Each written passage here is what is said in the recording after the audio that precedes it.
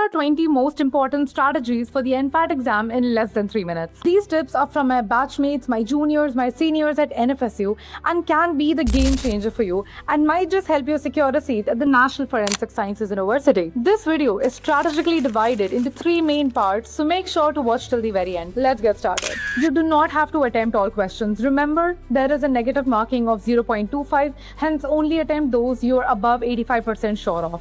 There is no sectional timer, so skim through the questions as soon as possible and attempt your strong areas first. Use the first 30 minutes wisely. You should have seen every single question at least once in your first 30 minutes. Never attempt and mark for review. That question might not be counted, so either just attempt the question or just mark it for review. In the first hour of your exam, do not spend more than 2 minutes on any question. You can always come back to it later in the last 30 minutes. Remember, you have 100 questions to solve in just 90 minutes. Spot the easy wins. Look for short 1-2 liners and solve them as soon as possible.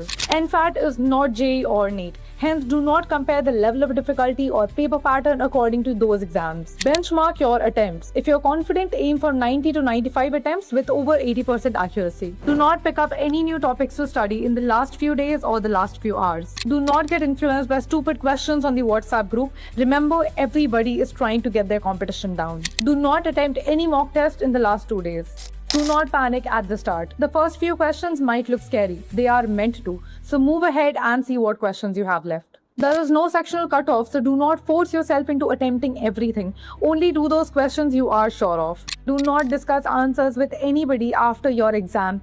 Just enjoy your freedom. Do not get scared by people outside or inside the exam hall or people bluffing. I know so many people personally from last year who were so overconfident and ended up being in the waitlist. Dress smart, not loud. Girls, this is for you. Do not wear shorts or revealing clothes. You never know where the exam center might be or who your invigilator is. And the last thing you want to do on your exam day is to draw unnecessary attention that makes you uncomfortable. Try to wear slippers or sandals. Shoes might become very uncomfortable.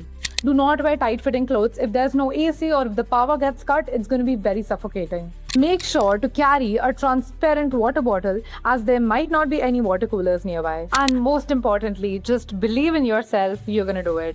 And that is pretty much it. Comment down below which one of these was your favorite tip and good luck for the exam. Campus पे मिलते हैं.